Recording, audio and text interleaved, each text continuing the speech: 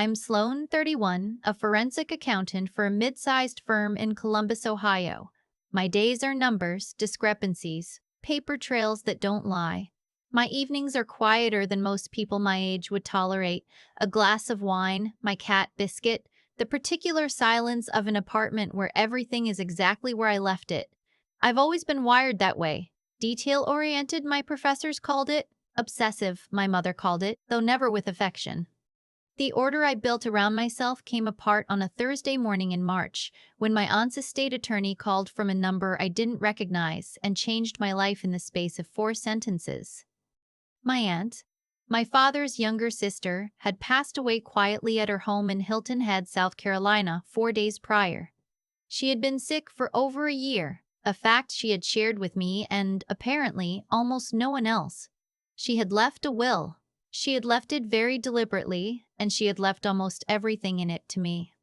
Before I go any further, I want to say something about who my aunt was, because she matters more than the money ever did. She was the kind of woman who remembered the name of your childhood best friend, who sent actual handwritten cards on actual birthdays, who once drove 6 hours round trip to sit with me in a hospital waiting room when I had an emergency appendectomy during my sophomore year of college. My parents sent a fruit basket. She brought herself. She was a retired civil engineer who had spent 30 years building bridges, literal ones, and she had a way of making you feel like she was always quietly building one to you as well. She never married. She said she loved her independence more than she'd ever loved any man who'd asked her to give it up, and she laughed when she said it in a way that made you believe her completely. She had a condo in Hilton Head, oceanfront, 2 bedrooms, a wraparound balcony that caught the breeze off the water every single evening. She bought it in 2003 when the market made that possible. I had spent a week there with her every summer since I was 12. It was the place in the world that felt most like rest. The attorney, a calm, deliberate man whose voice reminded me of a public radio announcer, told me the condo had been appraised the prior autumn. Current market value, $1.1 million. He also told me she had left me her investment accounts, modest but real, and a letter she'd written herself, sealed, to be given to me at the reading. I sat down on my kitchen floor. Biscuit walked over and stepped directly on my hand, which is his way of offering comfort. When I called my parents that night, I was still numb. I told them what the attorney had told me. I heard my mother pull in a breath, sharp, like something had startled her, and then I heard the particular silence that means she and my father are exchanging a look I can't see. "The whole place?" my mother asked. Her voice was careful in the way that careful voices always make me nervous. She's an interior designer, has been for 20 years, and she has an eye for value that she applies to everything, including people. "He didn't split it with anyone?" "No," I said. "It's mine." My father is a commercial real estate developer. When he finally spoke, his tone had that quality it gets when he's running numbers in his head while talking to you. "Hilton Head oceanfront," he said, almost to himself. "That's a significant asset, Sloane. That's not something you manage casually." I told them I wasn't planning to manage it casually. I was planning to keep it. The silence that followed was a different kind. They came down 2 weekends later, ostensibly to help me go through my aunt's belongings. I want to be fair here. There is a version of that offer that would have been genuine and loving. Parents helping a grieving daughter sort through a dead woman's things is a real and ordinary kindness. That is not what happened. My mother walked through the condo with her eyes moving the way they move when she's on a client consultation, not visiting her late sister-in-law's home. She picked up a hand-thrown ceramic bowl from the kitchen counter. My aunt had made it herself. A pottery class in her 60s, one of about 100 things she'd decided to try just because she'd wanted to. And my mother turned it over looking at the bottom, then set it back down without a word. "The bones here are incredible," she said, to no one in particular. "If you opened up that wall, you'd get so much more light. These floors need to be refinished. And the kitchen. God, the kitchen. If you're going to sell, you'd want to do at least a cosmetic update first. Buyers of this price point expect." "I'm not selling," I said. She looked at me the way she looks at clients who've just said something impractical. Patient. Slightly pitying. "Honey, You live in Columbus. You can't commute to Hilton Head.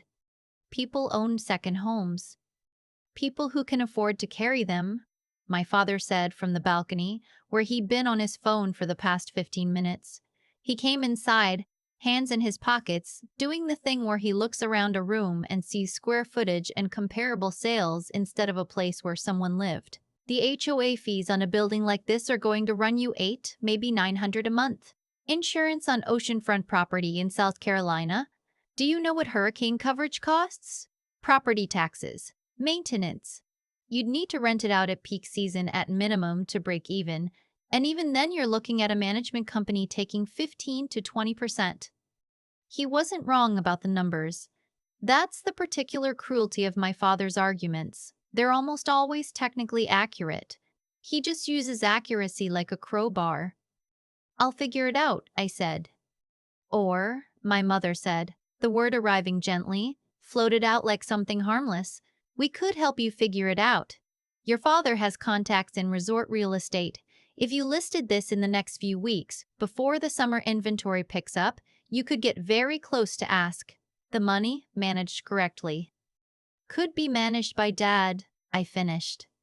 She blinked. That's not what I said. It's what you meant. The rest of the weekend was a cold war carried out over my aunt's dishes and bookshelves. They left Sunday evening with stiff hugs and my father's parting observation that I was making an emotional decision, delivered like a diagnosis. I stood on the balcony after their taillights disappeared and listened to the ocean for a long time. A week passed, then another. They called, but the calls were short and surface level, the kind that are really reconnaissance. My mother asked twice in slightly different ways whether I'd given any more thought to the property. I said I had and that I was keeping it and then changed the subject. I knew this wasn't over. My father doesn't abandon positions, he regroups. The call came on a Tuesday evening, 5 weeks after my aunt's funeral. My mother's voice was strange, not cold exactly, but pressurized, like a sealed container. We need to talk about the condo, she said. In person. We're driving down this weekend. I told them not to. She said they were coming anyway. They arrived Saturday afternoon, and they didn't bring overnight bags. That was the first thing I noticed. They weren't planning to stay. They walked up to the door, and my father was holding a folder, a real one, the kind he brings to closings, and my mother was wearing her presentation face, the composed, slightly detached expression she uses when she's about to tell a client news they won't like. My father spoke first. We've been consulting with an attorney, he said. We had some concerns about the circumstances of the will. Your aunt was ill for quite some time. She was on significant medication. There are legitimate questions about whether she had full capacity when she made these decisions, and whether there was any undue influence on the people around her. It took me a moment to understand what he was saying, and then it landed. You're contesting the will, I said. We've already filed, my mother said. She had the grace, at least, to look slightly uncomfortable. It was the right thing to do, Sloane. You were very involved in her care in her final months. The attorney feels there's a credible case that I manipulated a dying woman into leaving me her home. We're not saying that. That's exactly what you're saying. My voice came out steadier than I expected. You're telling a probate court that I exploited my aunt, my father's sister, who you barely visited in the last decade. Regardless of our relationship with her, my father began. You were here twice, I said, in 10 years. I was here every summer. I was on the phone with her twice a week when she got her diagnosis. I drove down here 3 times in her last 4 months. Not because I expected anything, because she was family. Because she was family. My mother's jaw tightened. The point is, this is now a legal matter. The court will determine the outcome. In the meantime, we've also... She glanced at my father. He opened the folder. We filed a lis pendens on the property. A lis pendens. A notice of pending legal action attached to the title. It meant I couldn't sell, couldn't refinance, couldn't do anything with the condo while the contest was pending. It also meant any buyer who searched the title would see it and run. You've effectively frozen my asset, I said. We've protected a family asset during a legal dispute, he said. If the court finds in our favor, and we believe it will, the property returns to the estate and is distributed appropriately. Given that your aunt's only living immediate family is her brother, that would be your father. I looked at him, at my mother, at the folder. You should leave, I said. Sloane. Now, please. They left, and the moment the door closed, something in me went very, very quiet. Because I had known, not the specific mechanism, I hadn't predicted the will contest or the list pendens, but I had known, in the low animal part of my brain that reads people, that something was coming, that they would not simply accept this. And so, 3 weeks after my aunt's funeral, I had made a phone call. My aunt's attorney had given me the name of an estate litigation specialist in Charleston. Her name was the attorney. I'll call her my attorney because that's what mattered, and she was exactly the kind of person you want in your corner when things go sideways. Mid-50s, silver hair, she didn't bother to soften. A voice like someone who has been underestimated many times and found it professionally useful. I had laid out my concerns, my parents' reaction, their fixation on the value of the property, their history of treating my financial decisions as family business. She had listened without interrupting, which is rarer than it should be. Then she told me about something my aunt had already set in motion. In the last months of her life, with the help of her own attorney, my aunt had done 2 things. First, she had undergone a formal capacity evaluation, a documented psychiatric and cognitive assessment on the record, conducted by a licensed neuropsychologist, specifically to establish that she was of sound mind when she made her estate decisions. The evaluation was dated 8 months before her death. Her cognition was rated in the 92nd percentile for her age group. The second thing she had done was write a detailed letter of intent to accompany the will, something her attorney would be able to present in any challenge proceeding. It explained in her own words and her own hand exactly why she had made each decision, why she had left what she left to whom she left it. She named me. She explained our relationship. She said specifically that she was aware her brother and his wife might contest her choices, and that she wanted the record to reflect that her choices were entirely her own. She had seen them coming. From beyond whatever came next, she had built me a fortress. My attorney told me something else. The list pendens my parents had filed was procedurally aggressive, but it had a significant weakness. For it to hold, they would need to demonstrate to the court a genuine likelihood of success on the merits of the will contest. Given the capacity evaluation and the letter of intent, their case was, her word, tissue paper. What do? I asked her. We let them file, she said. We respond with the full evidentiary package, and then we countersue for what's called a wrongful lis pendens. When someone files one in bad faith, to harass, to coerce, to tie up an asset they have no legitimate claim to, the court can award damages. Attorney's fees, sometimes more. I absorbed that. They walked into this, she said. Let them keep walking. So when my parents showed up on that Saturday with their folder and their filed paperwork, I already knew. I knew the capacity evaluation existed. I knew the letter existed. I knew that the case they thought they built had a foundation of fog. And so I didn't cry, and I didn't beg, and I didn't argue. I just told them to leave. The hearing was scheduled for a Thursday morning 6 weeks later in probate court in Beaufort County. I drove down the night before and stayed at the condo. I sat on the balcony in the dark and listened to the water and talked to my aunt the way I'd been talking to her since March. In my head, in the particular way you talk to people you can't call anymore. She had known they would do this. She had known and she had prepared, and she had trusted me to hold the line.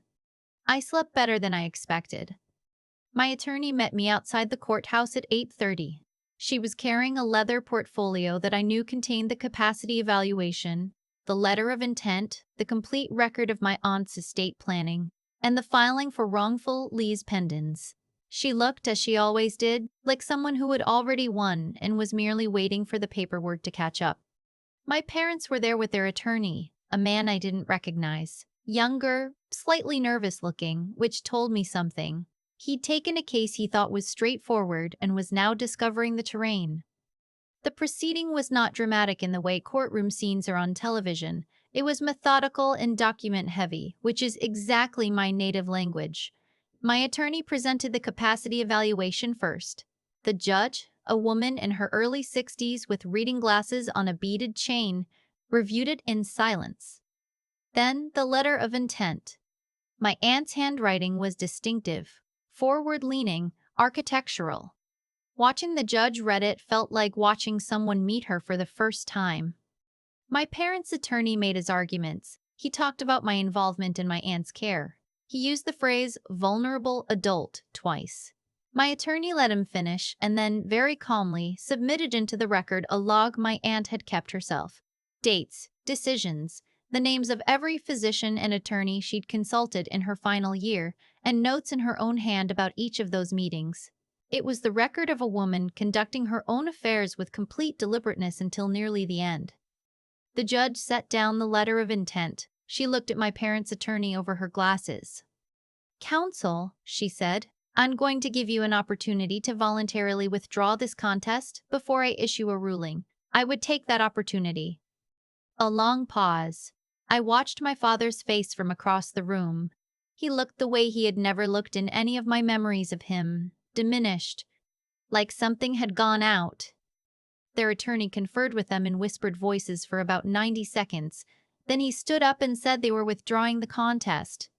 The lis pendens was vacated that afternoon. We filed the wrongful lis pendens counterclaim the following week. My parents, on the advice of their new attorney, settled it. They paid my legal fees in full. There was no admission of wrongdoing in the settlement. My attorney explained that was standard, but the payment was real, and the message was real, and I did not feel the need for them to say the words out loud. I know what they did. They know what they did. The court record says enough. I drove back to Hilton Head after the settlement was finalized. I parked in the covered lot and took the elevator up to the 4th floor and let myself in with the key that had lived on my keychain since my aunt put it there years ago, on the last day of one of those summer visits, pressing it into my palm and saying, "Keep it, you're always welcome here." The condo smelled like her still. A little, the specific cedar and citrus of the candles she'd always burned, embedded in the curtains, the couch cushions, the air itself.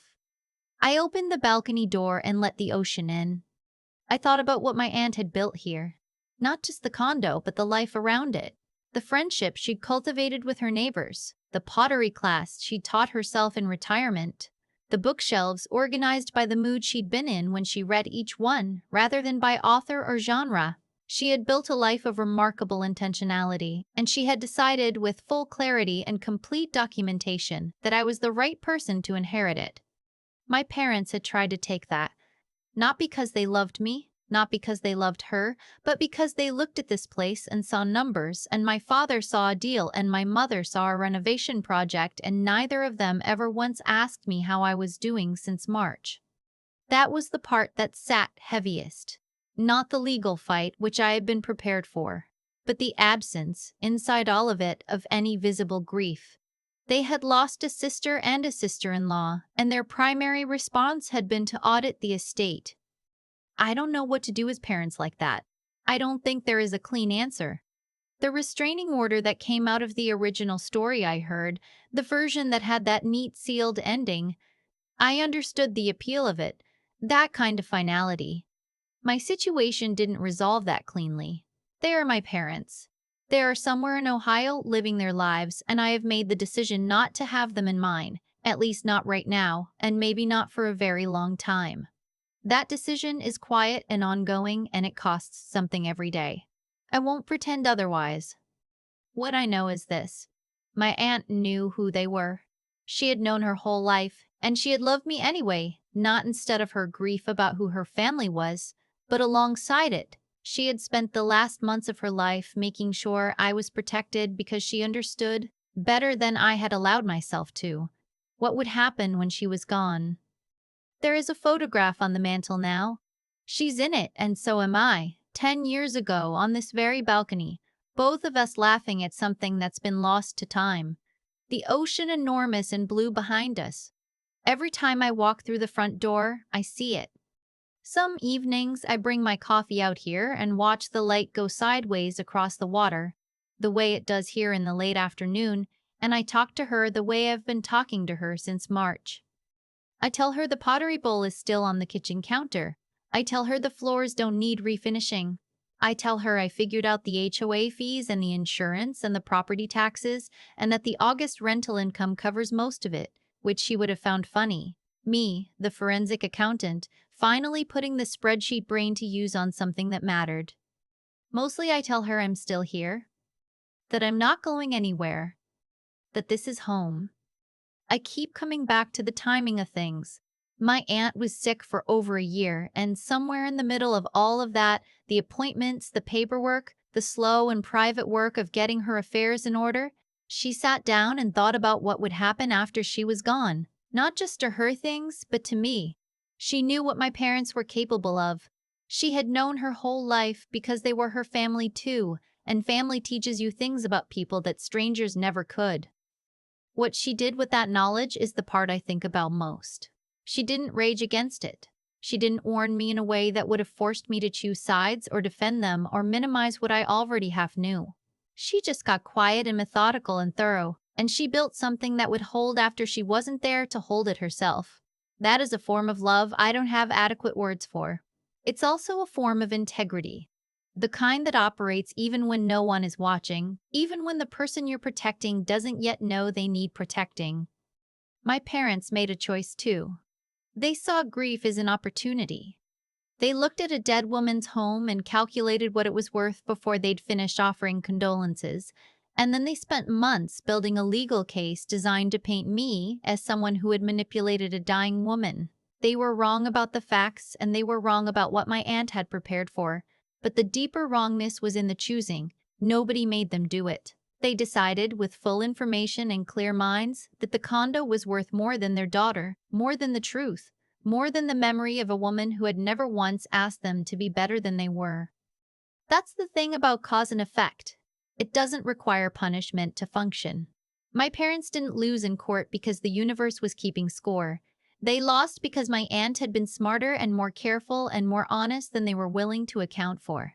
They built their case on the assumption that she was diminished, that I had taken advantage of that, and she had anticipated exactly that assumption and demolished it 8 months before she died. The capacity evaluation, the letter of intent, the careful documentation, it wasn't luck. It was a woman who understood how the world worked and did the hard, unglamorous work of preparing for it anyway. I think about that when I feel the temptation to be passive, to assume things will resolve themselves or that good intentions are enough. They're not. My aunt knew they weren't. She was a civil engineer for 30 years, a profession built entirely on the understanding that what holds and what doesn't is a matter of structure, not hope. She applied that same rigor to the last months of her life, and it saved me. What I'm still learning from her is that intelligence without backbone is just information. She had sharp instincts about people, and she acted on them. She didn't wait to see if she was right. She prepared as if she was, because the cost of being wrong was acceptable and the cost of being unprepared was not. That kind of disciplined courage, the willingness to do the unsexy, difficult, legally complicated work of protecting what matters, is something I want to carry into every part of my life from here. The condo is mine. The balcony is still there. The ocean doesn't care about any of this, which is one of the things I love most about it. I'm still here. I'm not going anywhere.